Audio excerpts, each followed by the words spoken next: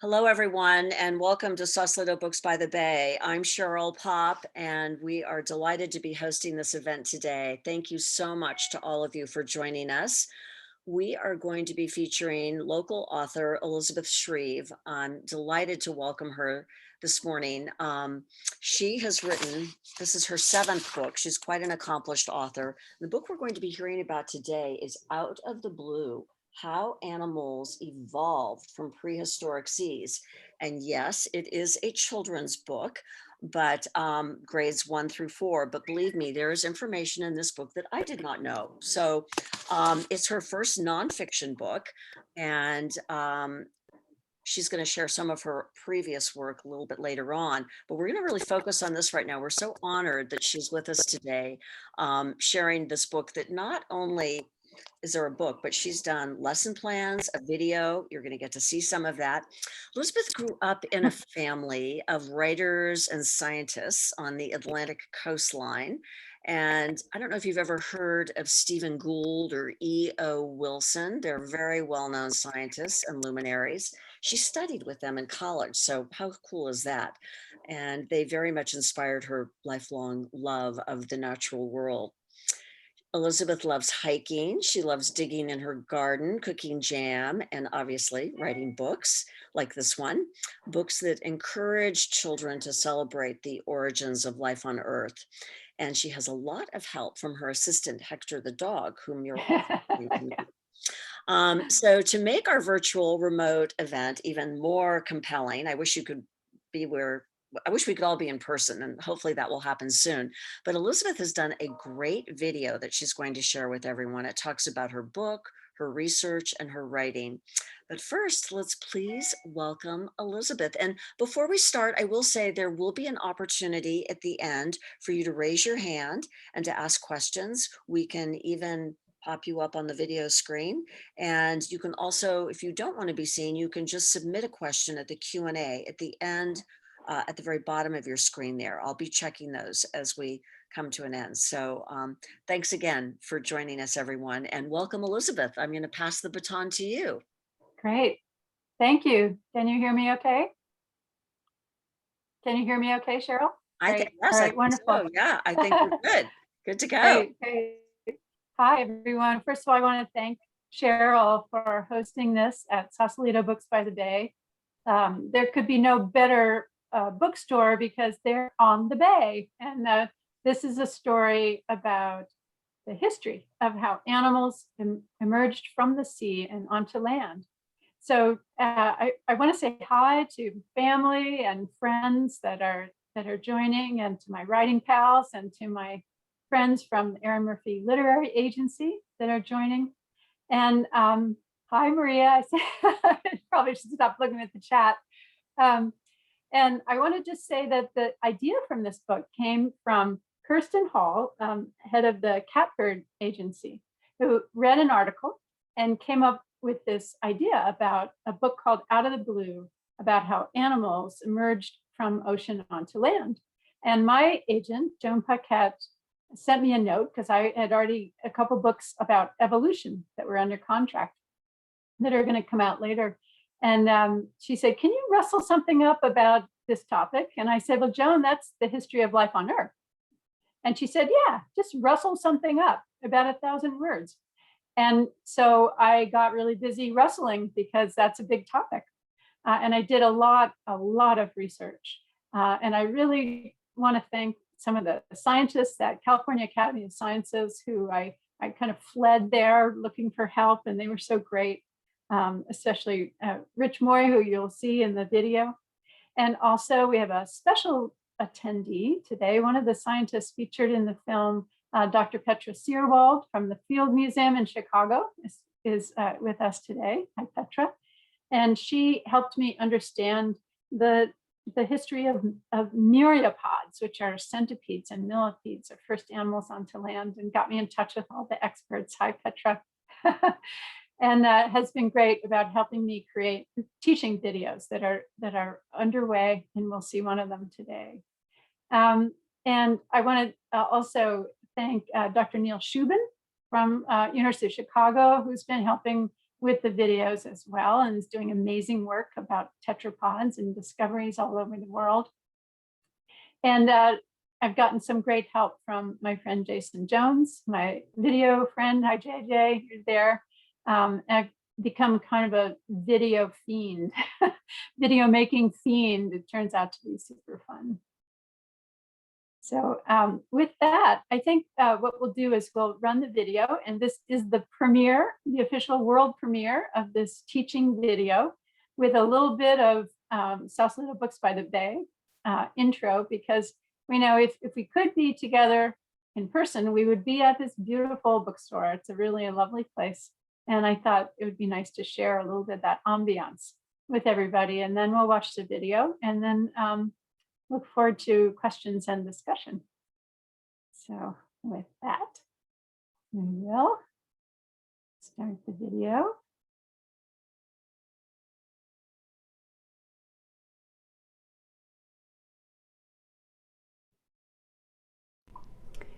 Here we are at Sausalito Books by the Bay, wonderful bookstore in the Sausalito waterfront, coming down the boardwalk, past the store window. If we were able to be there, we'd be there together. You can either buy a yacht or you could buy some books. Come into the store, look at the wonderful offerings, so colorful and bright, and then past some science books and travel books, and into this corner that is just irresistible. If you take your time, you'll see, oh, look at the view, it's so great. And if you can tear yourself away, you can peruse the children's bookshelves and up into the main part of the store again. And if you're really lucky, you get to take your books out of a box. Yay! Now for the main event.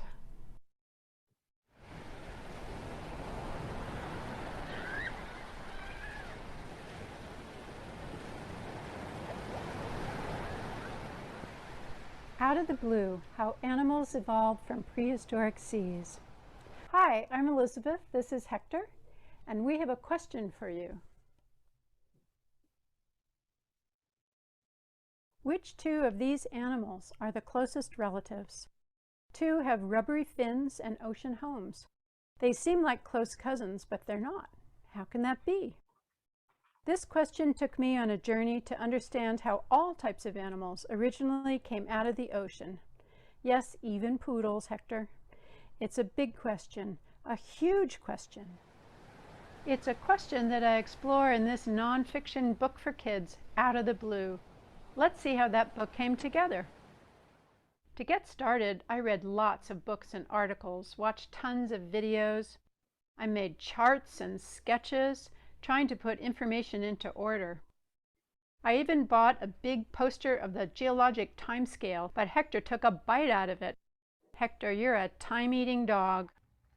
Honestly, things weren't going so well at first. Sometimes I had to go for a long walk to clear my head. Then I remembered, sometimes you need to ask for help. I got in touch with Dr. Rich Moy at the California Academy of Sciences in San Francisco, a biologist who knows a lot about life in the oceans. As a boy, Rich dreamed of sailing on a research vessel or diving deep under the waves. His dreams came true. Rich helped me to understand how life got started as microbes, tiny little life forms much too small to see without a microscope. After billions of years, those little microbes in the oceans got more complex and started converting sunlight into energy, as plants do today. Finally, explosion! The Cambrian explosion, that is, when so many new life forms appeared. Imagine living in the ancient seas 500 million years ago, when these strange creatures came along. During the Cambrian, major groups of animals in our world took shape. Arthropods have skeletons on their outside of their bodies called exoskeletons. Animals with backbones are part of the chordates. They have bones inside their bodies. Can you guess which group we belong to? Are we arthropods, like this beetle with exoskeletons, or chordates with endoskeletons, bones inside our bodies? After talking to Rich, I began to understand how life evolved slowly in the water, while land lay rocky and bare for millions and billions of years. And I wondered which animal first ventured onto shore. To answer this, I reached out to Dr. Petra Searwald at the Field Museum in Chicago. When Petra was a girl, her grandmother put a spider on her hand and said, "Look, isn't it beautiful?" Since then, Petra has become an expert in spiders and another type of little animal that she calls the many-leggers, millipedes, and centipedes. Petra explained how millipedes were probably the first critters to wriggle onto shore and how their tough exoskeletons helped them survive on dry land where hardly any plants grew. Today, we find traces of them as fossils, the tracks where they wiggled through the mud. After that first adventurous millipede, life underwater continued to get more dangerous, full of predators like giant sea scorpions, hungry all the time. To avoid being eaten and to find food, other animals moved onto land, leaving their ocean cousins behind. They adapted to new places, new ways to breathe and move and find food. Their bodies changed too. Ocean animals evolved at the same time. This octopus, for example, is the far distant relative of a garden snail. They don't look much alike anymore. Other animals, like horseshoe crabs, stayed in the water and haven't changed much at all. But can you guess who their land cousins might be? Spiders. But what about those animals with backbones, the chordates? It's time for the invasion of the fish. Around 400 million years ago, animals with backbones crawled onto dry land for the first time. To learn more, I studied the work of Dr. Neil Shubin at the University of Chicago, who's been interested in how fish came ashore ever since he was a kid. Neil discovered a fossil called Tiktaalik, kind of a cross between fish and animals with 4 limbs like us. We call them fishopods. Do you know how your body is similar to theirs? Did you know that fish get hiccups? Check out the book for more. But remember that first question about the 3 animals?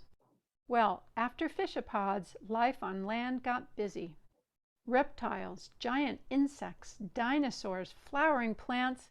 An asteroid hit, wiping out the dinosaurs, except for birds, and it was time for the age of mammals. One family tree of mammals branched into 2 very different types of animals. One branch stayed on land and they became hippos. Another branch of the family took a different path. Around 50 million years ago, along came a creature we called Pakicetus. It was around the size of a wolf. Okay, Hector, maybe it was poodle-sized, and it walked on land. But gradually, over a long, long time, animals on the Pakicetus side of the family returned to the sea. They lost their hind legs. Their front legs were flippers. They look like fish, but they're not. And that is how mud-loving, plant-munching hippos became cousins of fast-swimming dolphins, creatures of the open sea. Wow! After all this research, I could finally answer that first question. I could write the story. My text went to the illustrator, Fran Preston Gannon. She started sketching. She did tons of research, too. We worked back and forth to make sure that the words and pictures were accurate. I even got more help from my scientist friends. There's lots more of Fran's beautiful artwork in the book. I hope you enjoy it. There's so much to learn and love about the oceans and so much to take care of. Check out my other videos for interviews with all 3 scientists, see where they work, where they do their field work, and how they use live specimens and fossils from long ago to understand the squiggling, squirming, wonderful history of life on planet Earth. Bye for now.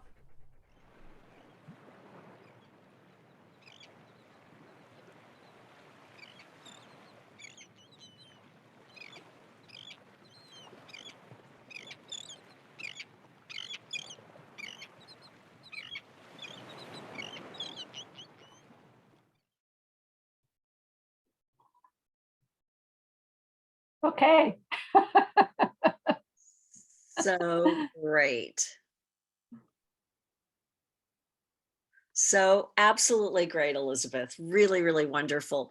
Um, I don't know if I think there are a couple questions in here, but do you want to talk a little bit more about that video? Just adds so much dynamism to these remote virtual events. I can't Yeah. tell you. I love it. I absolutely love it.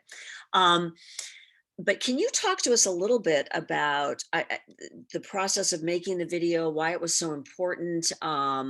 Because the book is really an educational text of sorts, but it's Mhm. fun, it's beautifully illustrated, but it is educational. And I think the video is just sort of an adjunct to that. Yes? Yeah. I did the videos because I really wanted to reach a broader audience. And it was actually suggested to me by a kind of a person that works with my agency on helping get the message out for our books. And she said, this kind of book, which has a lot of classroom application, um, a video, you can only visit so many schools, but if people have free access to a video, and these are all available free on my YouTube channel, which is Elizabeth Shreeve Books, and they're also available through my website and my publisher's website. Then you can reach a lot of people. And there's a lot of content here, and teachers can go a lot of different directions with the material. If you got a first grade class, you can have a very simple understanding of animals and where they live, and you can tie into through all the grades, tie into the national next generation science standards or whatever you're trying to accomplish. If you're a little bit older, then you can start to really understand the principles of evolution and how animal populations change over time. So there's a lot of complicated science in the book, and the exercise is always to boil it down and then to make it engaging. So the videos are a way to really get that message to a wider audience for use by classrooms and homeschooling, public school, private school, across the board. So I started out thinking I really want to bring the scientists into play.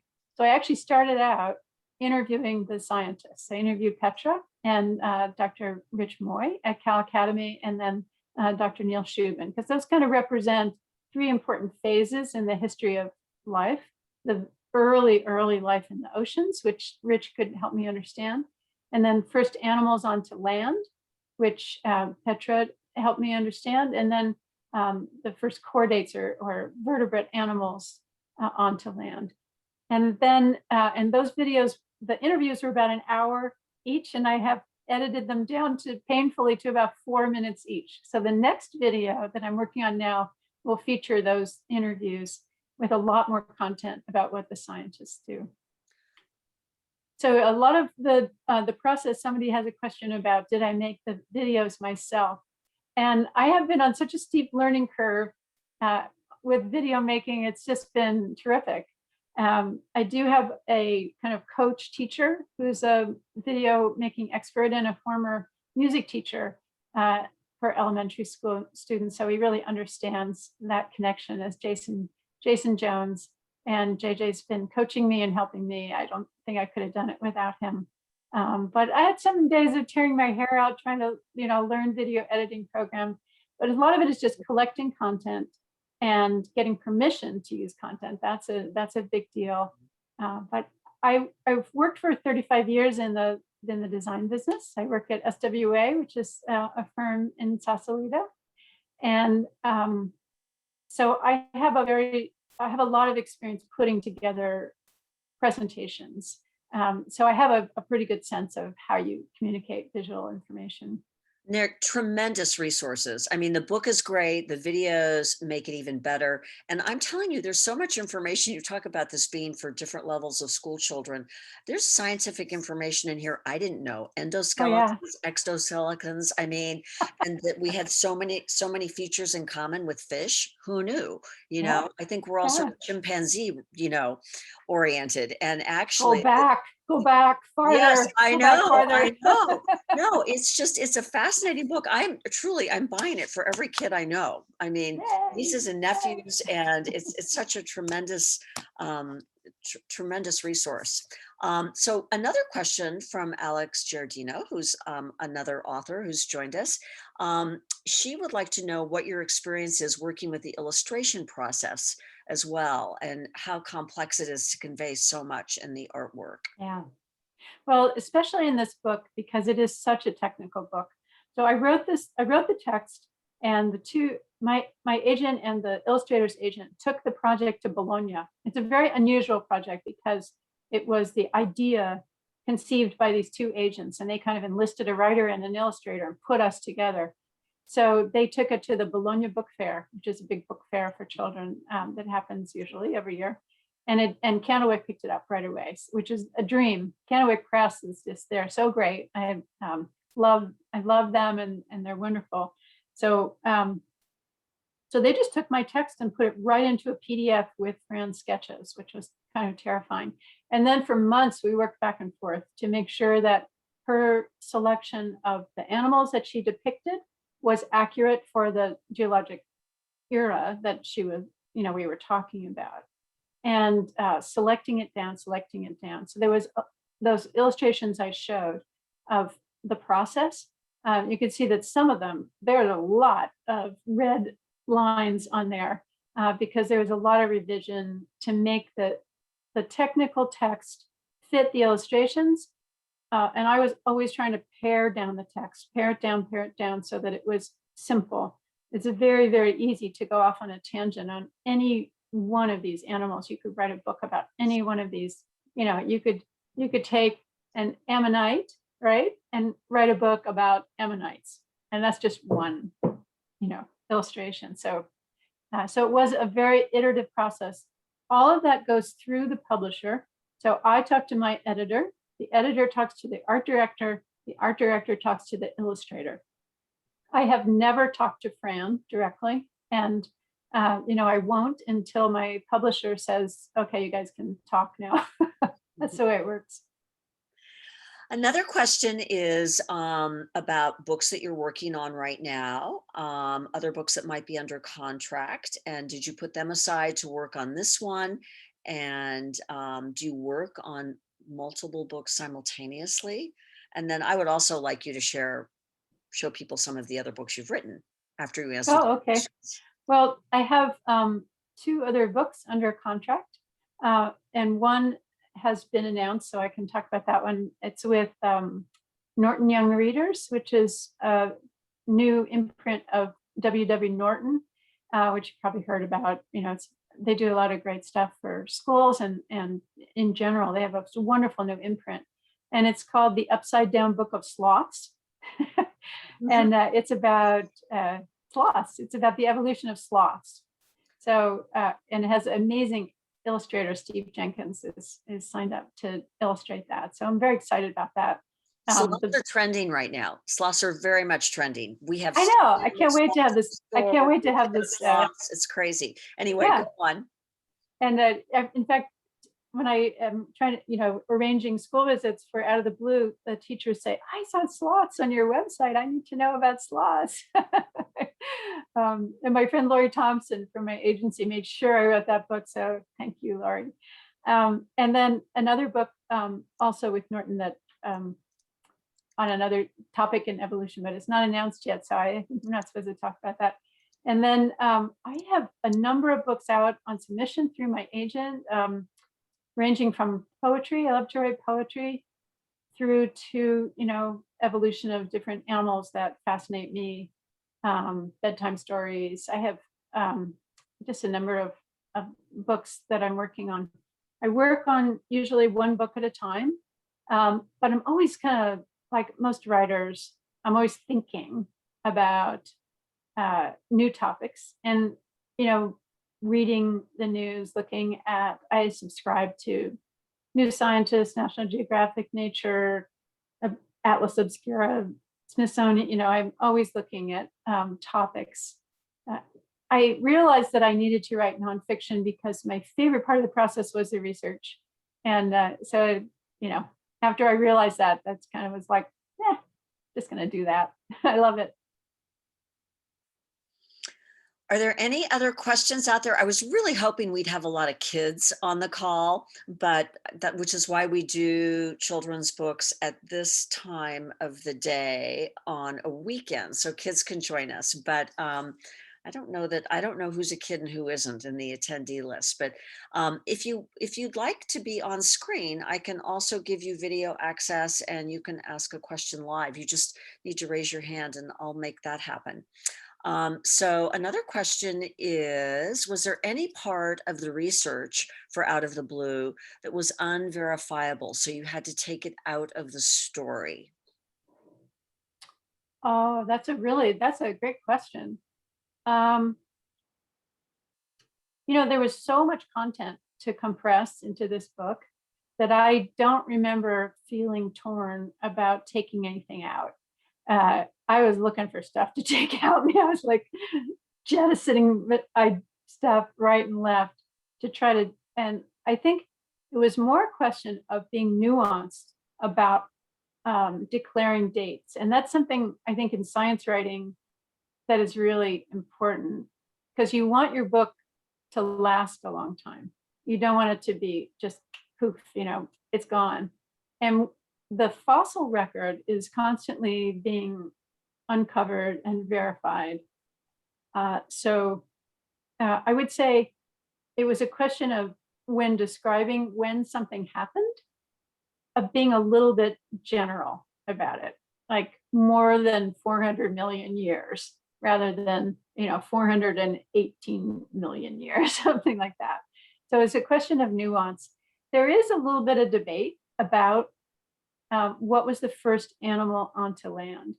The little fossil that I showed, that showed the millipede, and then the kind of trace fossil. It's called a trace fossil when an animal leaves a trace behind, like fossilized poop called coprolite. That's a trace fossil, and the footprints are trace fossils rather than body fossils. So that's a trace fossil, and they found this old trace fossil in Scotland, and they think it's some kind of millipede or myriapod of some kind. There's a little bit of discussion about maybe whether one of those sea scorpions was the first animal onto land, and what does it even mean to be the first animal onto land? Did they live there, or did they just kind of squirm around in the tidal zone and left there? Because there wasn't anything on land. There was maybe some very primitive little algae that was stranded by the tide.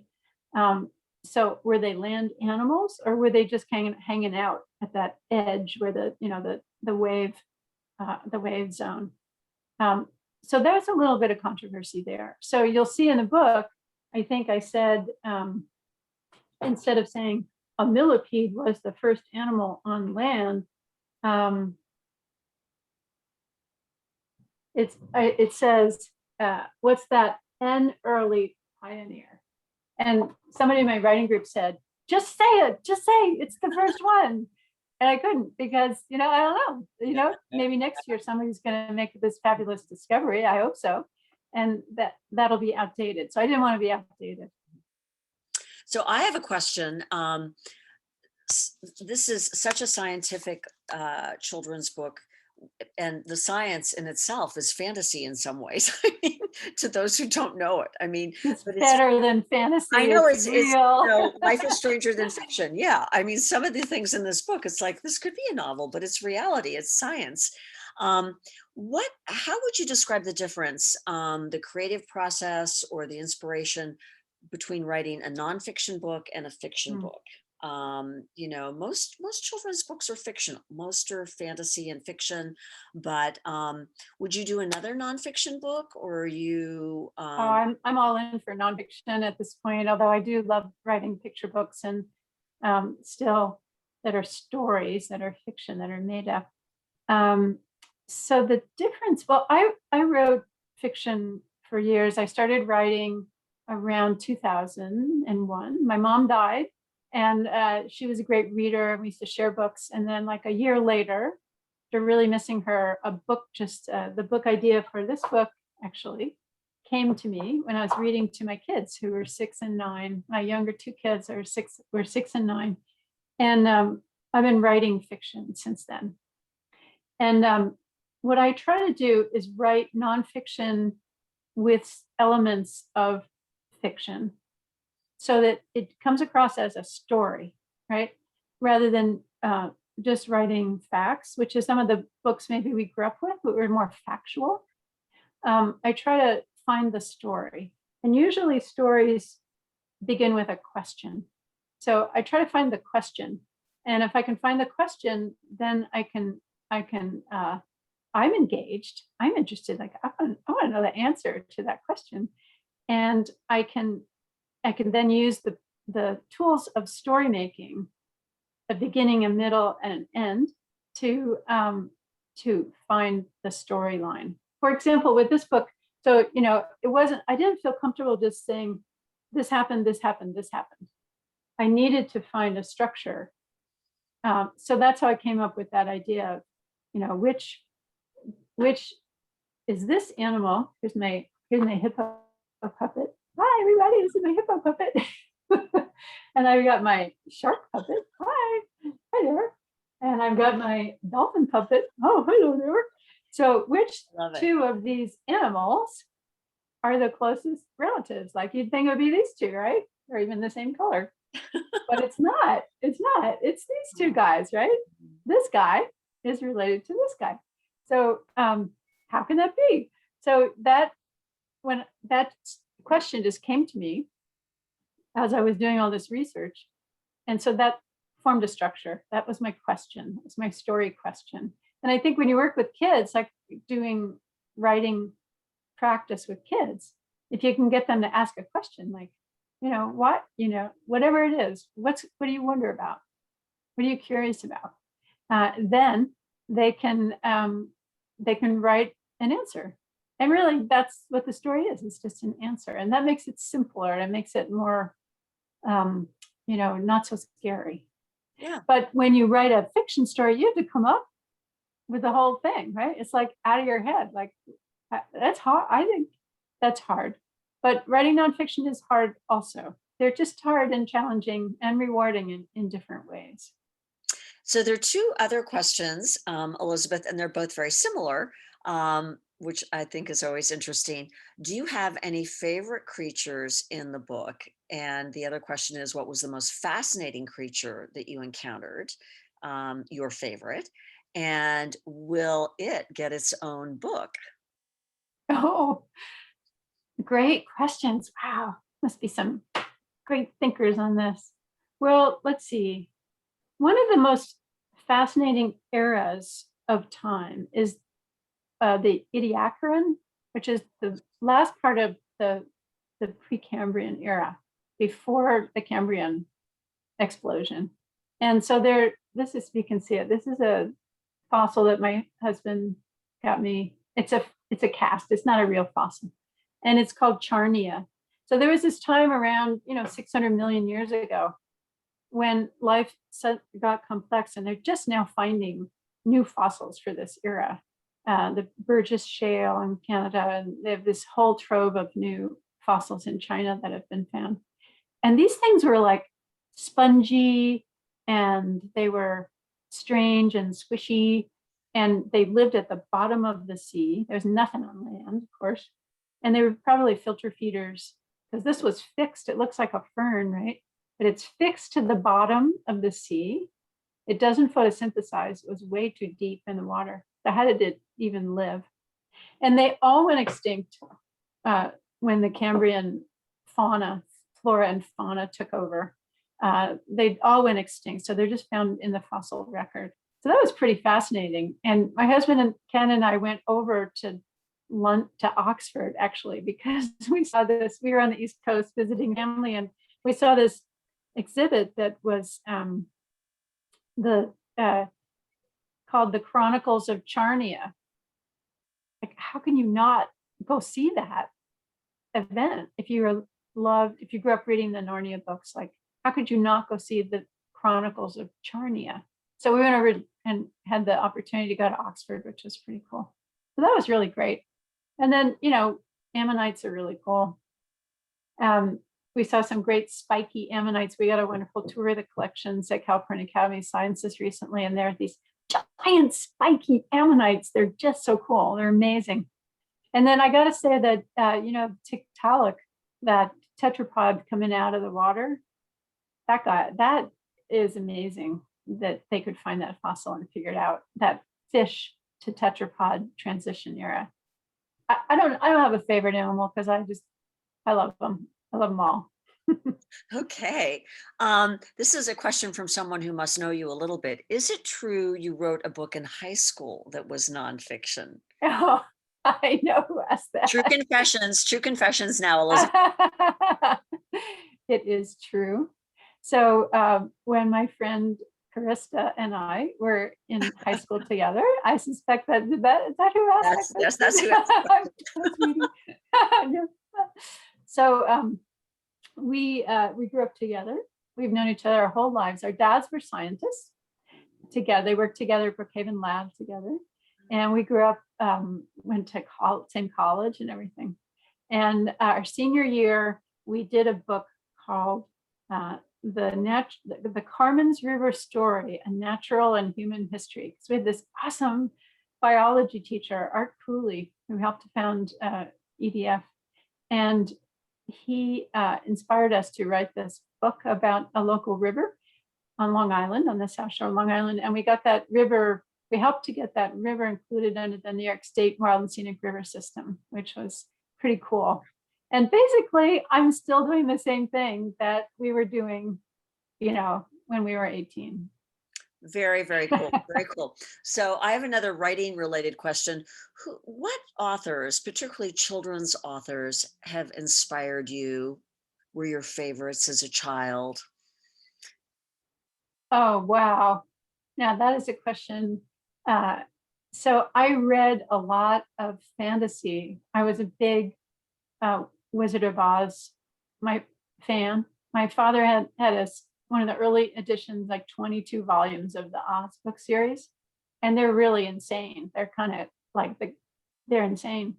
But Dorothy was such a great hero. She was brave and she was friendly and she was courageous, and she didn't get married and she didn't get rescued, and she made friends with these weird creatures like lions, and and I read those books over and over and over again. So, and then the Narnia books, and Pippi Longstocking, all that kind of brave girl hero sort of stuff. I didn't read, I guess I read nonfiction. I read a lot of biographies. I loved biographies. I remember the corner of the library where the biographies of, Florence Nightingale and Madame Curie. I love reading their life histories. Yeah.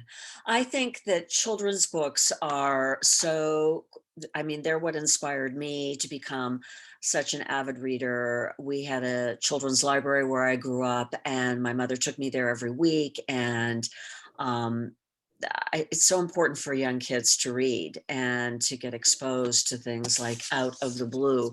And how great that an educational book like this is also fun and entertaining. I mean, that's how kids learn. It has to be fun. It has to be engaging. It can't be dry and boring. And I think it's just fabulous that you've done this. I don't think that there are any other questions, but I want to encourage you all, if you have not read the book, bought the book yet, we obviously have a huge stash of them at the store. Saw Elizabeth unpacking them the other day in the video. She, because she lives locally, can not only sign them, but she can personalize them. I have a stack for you to personalize, Elizabeth, for nieces and nephews and all these kids I referenced earlier.